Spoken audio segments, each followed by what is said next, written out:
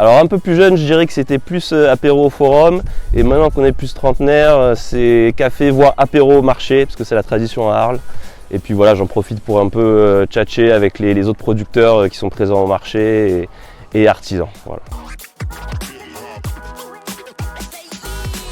Alors Camargue ou Crau, je dirais un peu les deux parce que j'ai grandi à Raphaël, donc la Crau avec les grands paysages bien dégagés, là cette grande steppe, j'adore ça.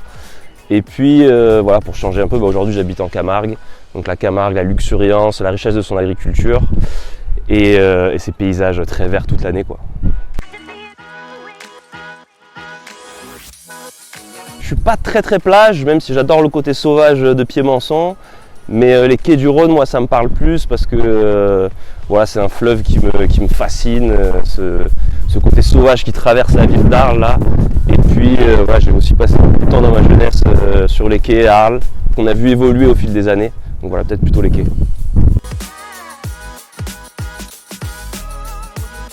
J'adore les deux plantes aromatiques reines de la Provence, mais peut-être plus le romarin pour son côté facile à bouturer.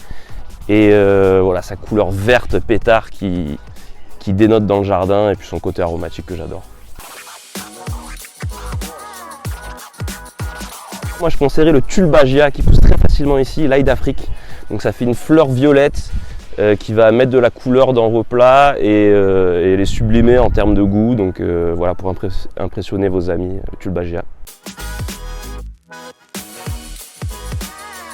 Je dirais le néflier du Japon. Il y en a un juste derrière là, moi il y en a plein dans le jardin. Et c'est vraiment une plante qui donne un côté exotique au jardin avec ses grosses feuilles qui gardent l'hiver, sa floraison hivernale aussi. Et ses super fruits au goût exotique justement qui arrivent au début du printemps. L'odeur qui me manquait quand j'étais à l'étranger sous les tropiques, c'est vraiment l'odeur du figuier là l'été. Quand il y a le soleil qui tape sur les feuilles et qui fait sortir les huiles essentielles, ça sent un peu la noix de coco d'ailleurs. Si on sent bien, c'est la même molécule. Et voilà quoi, vraiment l'odeur typique du sud de la France, le figuier.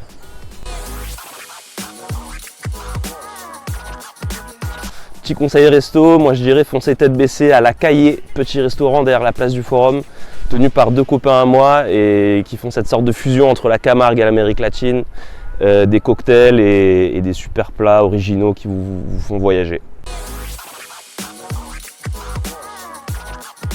Je sors pas beaucoup de mon quartier, donc c'est vraiment les petites balades sur les chemins champêtres à Bouchot.